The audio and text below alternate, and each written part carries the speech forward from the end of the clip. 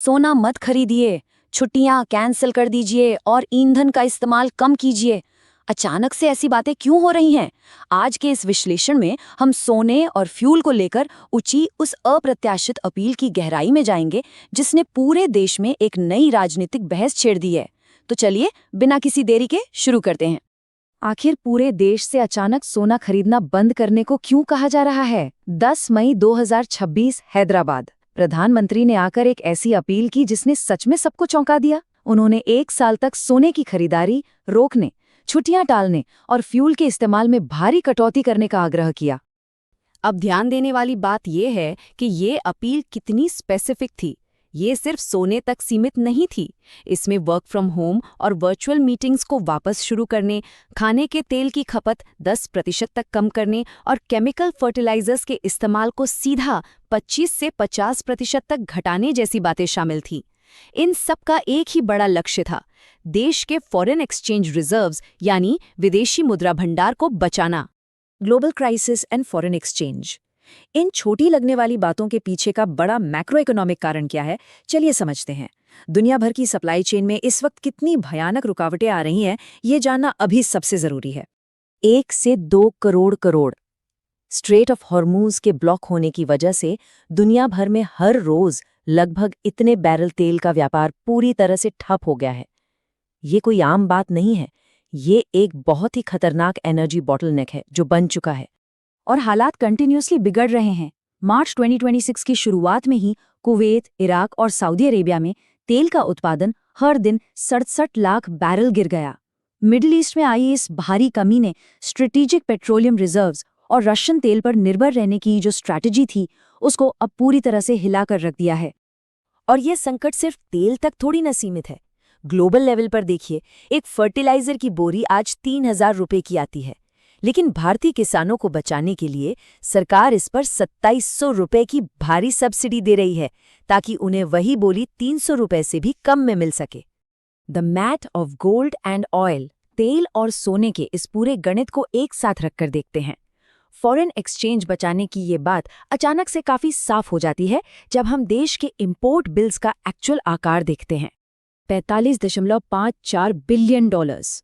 सिर्फ 2023-2024 के financial year में हमने 747 टन सोना इंपोर्ट करने के लिए इतनी बड़ी रकम चुकाई। ये कोई छोटा नंबर नहीं है, ये पूरा का पूरा पैसा सीधा हमारे फॉरेन एक्सचेंज रिजर्व से बाहर निकल गया। और जैसे जैसे सोने के दाम आसमान छू रहे हैं ना, अनुमान है कि 2024-2025 में ये बिल 48 से 50 बिलियन डॉलर तक पहुंच जाएगा।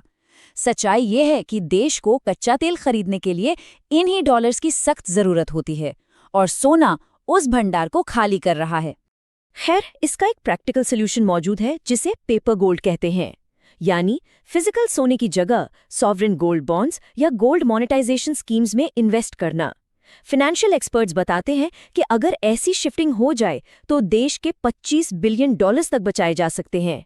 इसका सीधा असर ये होगा कि डॉलर के मुकाबले अपना रुपया काफी मजबूत हो जाएगा। The political uproar. अब जाहिर सी बात है, जब आम लोगों से ऐसी अपीलें की जाएंगी कि भाई साहब ग्लोबल आर्थिक झटकों के कारण आप अपनी लाइफस्टाइल बदल लीजिए, तो राजनीतिक बवाल तो मचेगा ही मचेगा। यहाँ आर्थिक बहस के दोनों पक्ष बिल्कुल क्लियर हैं। विपक्ष का कीड़ा रुख ये है कि सरकार ने पिछले 10 सालों में फ्यूल पर इतना हेवी टैक्स वसूला है, तो संकट के वक्त वो पैसा लोगों को राहत देने के काम आना चाहिए।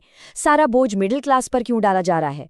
वहीं सरकार इसका बचाव करते हुए कहती है कि देश इस वक्त एक अनप्रेसिडेंटेड ग्लोबल वॉर और सप्लाई चेन क्राइसिस झेल रहा है, इसलिए नेशनल स्टेबिलिटी के लिए सिटीजन्स का ड्यूटी निभाना और फॉरेन एक्सचेंज बचाना एकदम एसेंशियल है।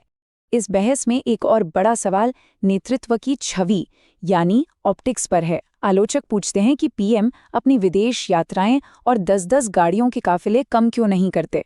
सरकार का सीधा सा जवाब ये है कि ये प्रधानमंत्री की यात्राएं बिल्कुल ज़रूरी डिप्लोमैटिक मिशंस हैं ताकि देश के लिए स्ट्रेटेजिक ऑयल डील्स की जा सकें। और जहाँ तक काफिले की बात है तो वो पर्सनल लग्जरी नहीं बल्कि इंस्टीट्यूशनल सिक्योरिटी और कमांड का हिस्सा है। एक बहुत ही दिलचस्प सवाल यहाँ और उठता है, क्या इन सख्त आर्थिक चेतावनियों को जानबूझकर चुनाव खत्म होने तक रोक कर रखा गया था? पॉलिटिकल एनालिस्ट पॉइंट आउट करते हैं कि डेमोक्रेसी में ये एक प्रैक्टिकल रियलिटी बन चुकी है।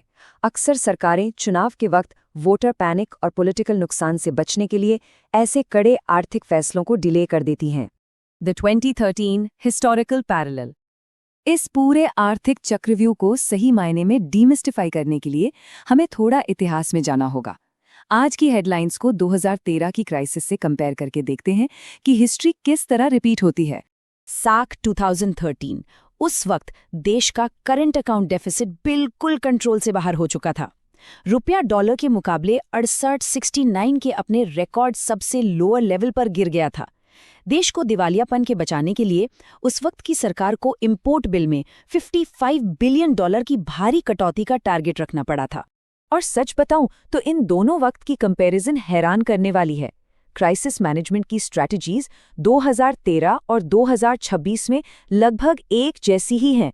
2013 के यूपीए दौर में उस वक्त के वित्त मंत्री पी चिदंबरम ने लोगों से सोना न खरीदने की अपील की थी और पेट्रोलियम मंत्री वीरप्पा मोइली ने तो रात 8 बजे के बाद पेट्रोल पंप बंद करने तक का सजेशन दे दिया था। और आज 2026 के एनडीए दौर में पीएम मोदी ने भी 1 साल तक सोना न खरीदने और ईंधन बचाने के लिए वर्क फ्रॉम होम जैसी सेम अपील्स की हैं। तो इससे हमें आखिर समझ क्या आता है? यही कि चाहे सत्ता में कोई भी हो, पॉलिटिकल रिटोरिक्स चाहे जितना बदल जाएं, लेकिन मैक्रो इकोनॉमिक हकीकतें अपनी जगह अडिग रहती हैं।